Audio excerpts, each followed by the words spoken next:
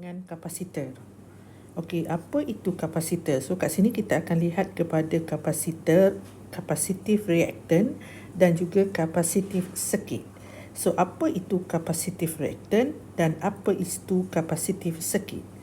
So kalau dilihat di sini, capacitive reactant ataupun we call it storage of the electric charge.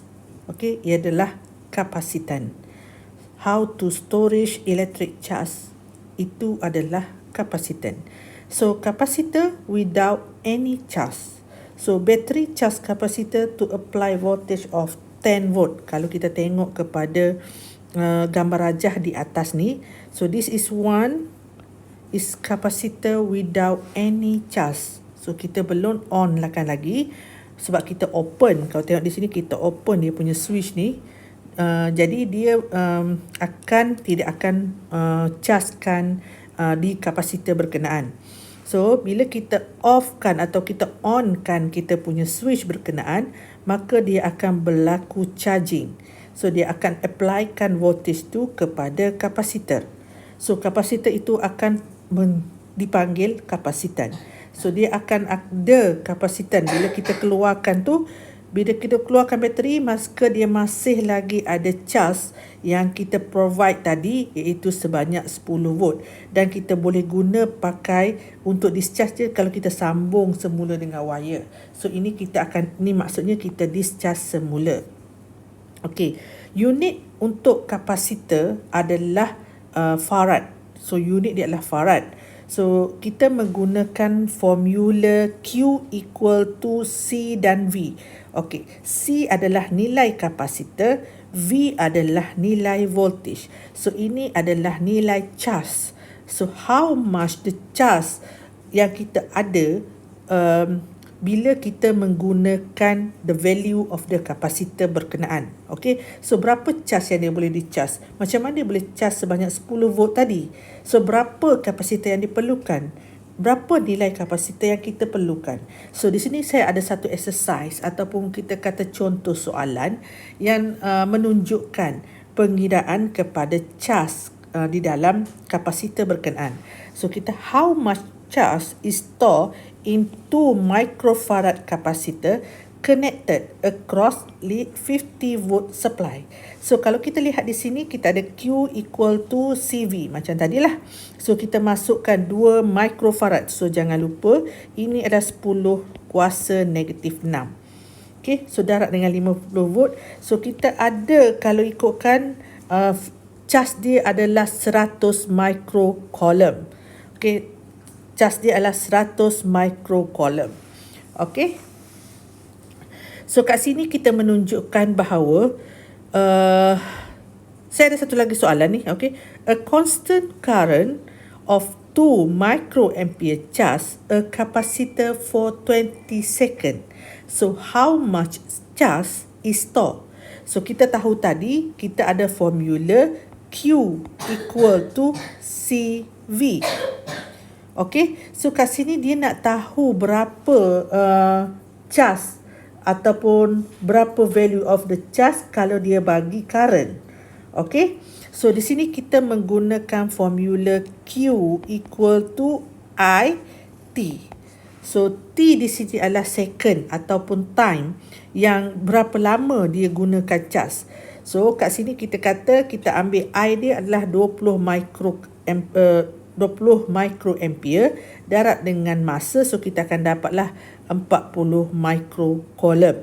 So ini ada dua formula, sama ada dia menggunakan V ataupun dia menggunakan masa dan current yang terhasil. So kedua-duanya boleh dikira untuk kita dapat balik berapa nilai kapasitor yang digunakan. Okey, kalau tengok kepada gambar rajah yang seterusnya ini, dia menunjukkan bahawa dia bagi satu bateri yang nilainya 10 volt. Dan dia lihat di sini, kalau anda lihat, ada different type of the capacitor, different size of the capacitor dan different material of the capacitor. So kalau tengok di sini, kita akan lihat bagaimana charge itu berubah bergantung kepada kapasitor yang kita gunakan. Bagaimana kita boleh storage kita punya cas untuk kita tentukan berapa yang kita nak untuk storage tu. Okey, jadi kalau tengok kepada keseluruhan ketiga-tiga ini, kita boleh simpulkan bahawa kita untuk dapatkan nilai cas ataupun untuk dapat store cas yang tinggi, kapasitan ataupun plate area mestilah bertambah dan kita akan kurangkan distance between the plate. Okay, so kita perlu besarkan dan kita besarkan dia punya plate dan kita kurangkan jarak antara plate tu. So untuk yang pertama, contoh yang pertama, kita ada satu kapasitor yang platenya kolamnya ataupun kita panggil kapasitornya 1 microfarad. Okey, jadi kat sini bila kita tengok kepada nak kira cas dia. Okey, kita tengok kira cas dia. So kita pakai QCV. Okey, so Q adalah 1 microfarad darab dengan 10 volt. So kita akan dapat sini 10 microcoulombs. Okey, so kita dapat 10 microcoulomb. So kalau kita kira di sini pula Q equal to CV. So kita ada 2 microfarad. So kita ada 10. So kita akan jadi 20 microfarad. So nampak kat situ perbezaan bila ada 2Q, maka dia akan berlaku penambahan kepada storage of the kapasitor berkenaan sebanyak double. Okay, so kita menunjukkan bahawa size yang sama, jarak yang sama antara this one and this one adalah sama. Tetapi plate dia tu ataupun pemanjangan ni lebih panjang berbanding yang ni, separuh lagi panjang. Maksudnya dia ada lagi double lagi lah daripada yang sebelum ni. Maka kalau kita kira dia akan jadi 20 microfarad. Okey, untuk yang ketiga yang C ni pula, kita telah kecilkan dia punya jarak dia dan kita kecilkan dia punya jarak tetapi kita menggunakan panjang yang hampir sama dengan yang first, ia pun menghasilkan 2 microfarad. So that's why kita kata tadi kita boleh simpulkan bahawa untuk meningkatkan penyimpanan cas, kapasitan yang kita guna perlulah besar. Okey, kapasitan tu perlulah besar plate-nya dan kita perlu kurangkan jarak antara dua plate tu. Okey, so baru kita akan dapat nilai cas yang besar. Okey, so untuk DC, kalau tengok di DC di mana kita nak storage the charge. Kalau untuk AC in capacitive circuit, kita akan menggunakan capacitive reactant. Okay, capacitive reactant is the opposition a capacitor offer to the flow of sinusoidal current. So simbol untuk capacitive reactant adalah XC.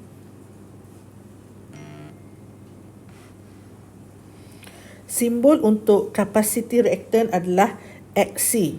Unit dia adalah ohms. Okey, unit dia adalah ohm. Dia bukan unit dia adalah farad, bukan unit dia adalah coulomb. Unit dia adalah ohm. So kerana dia adalah sama macam kita pakai resistor. Okey, cuma kat sini dia pakai XC untuk kapasitan. We call that this kapasitan. Capacitive reactant.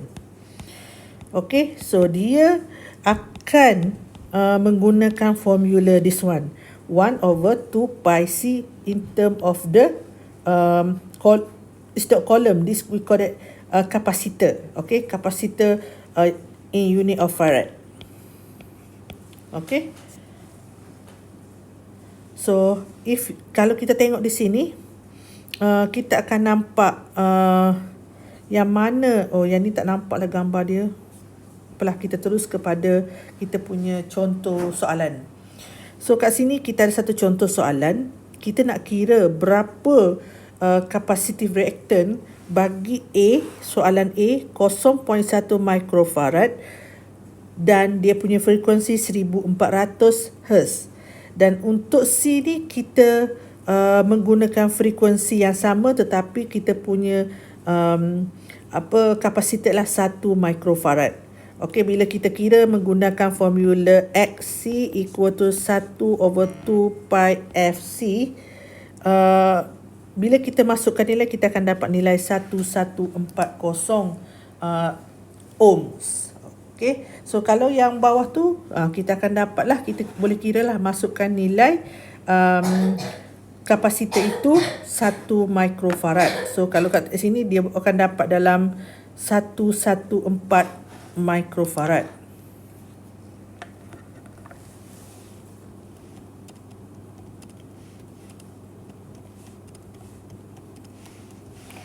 Okey. Untuk yang affecting, apa yang menyebabkan berlaku kesan kepada kapasitor reaktor. Kapasitor reaktan tadi adalah kalau kita nak increasekan the value is inversely proportional to the value of the capacitance. So if you increase the capacitor, the value of the XC ataupun reaktif atau kapasitif reaktan tu adalah berkurang. Tapi kalau kita decreasekan kapasitor, maka dia akan increasekan kita punya kapasitif reaktan tadi. Okay, so this one is we call that inversely proportional because of the formula itself lah. So kita tahu formula dia XC 1/2 pi FC. Okay. So this is for summary yang kita boleh dapat kenapa dia boleh jadi different ataupun inversely proportional adalah based on this equation. Okay, kalau kita tengok kapasitor ni, kalau kita berubah, dia adalah inversely proportional to the XC. Okay, so same with the frequency, inversely proportional to the XC ataupun kepada kapasitif reaktan tadi. So this example yang kita nak buat kira macam mana kita nak dapatkan kapasitan based on the XC yang diberi pada frekuensi 3.4 MHz. So bila kita dapat value, this is nilai of the kapasitan tadi. Okay. So untuk in term of the series of parallel, so bagi kapasitan reaktan ni, total of the capacitive reactor ni adalah seperti nilai series. Okay, di series. So XC1 plus XC2 plus XC3, dia sama macam resistor. Sebab we call that reactant. Reactant dan unit dia per ohm.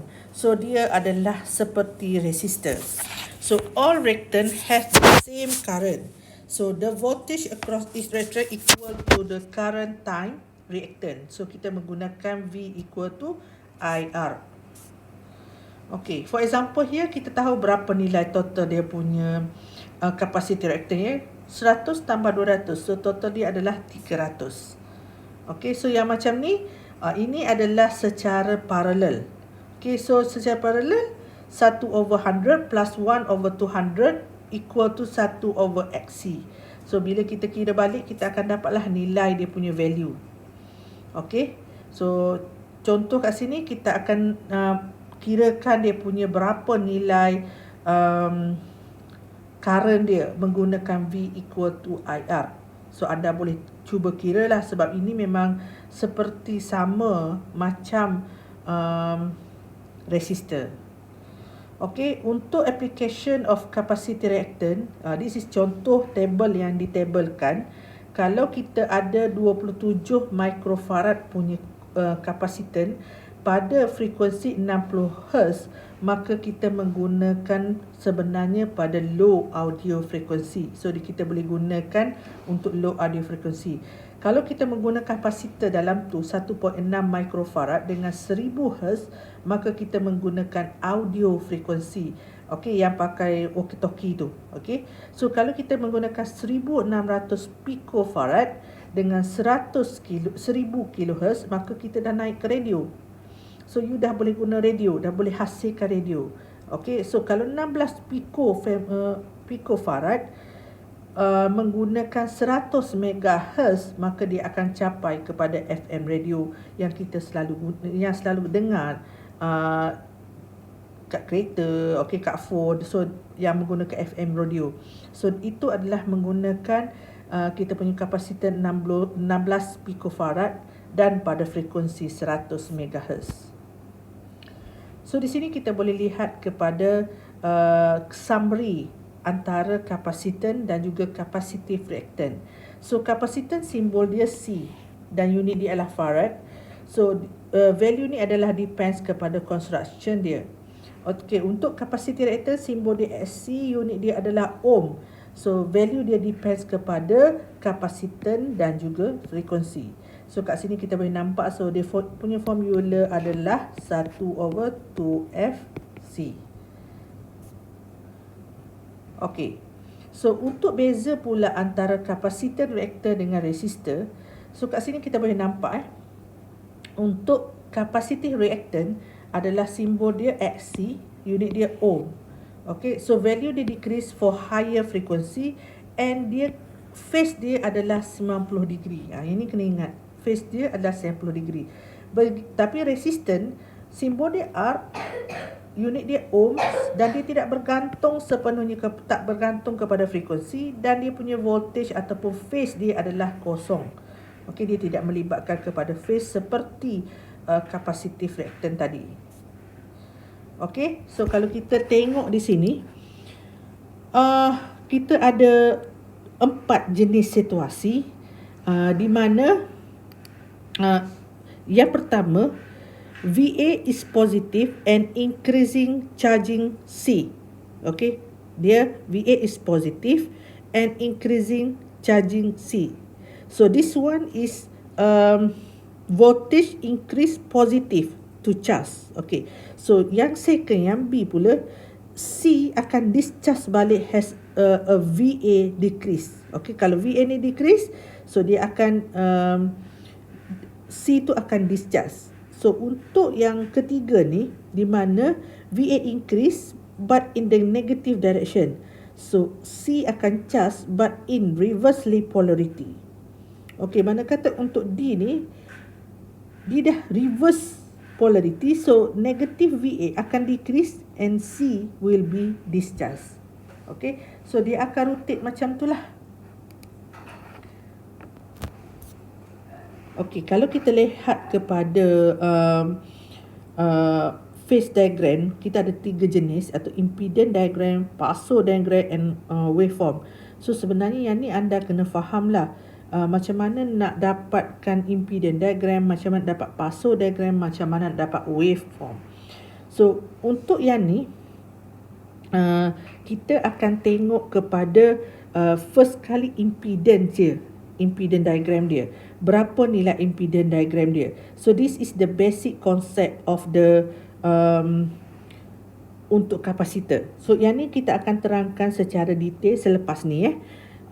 Untuk yang ni saya akan terangkan secara asas bahawa setiap kapasitor ataupun setiap circuit yang melibatkan kapasitor, kita kena perlu tengok kepada impedance diagram dia, kita kena tengok kepada Paso diagram dia, dan yang paling penting kita tengok waveform dia.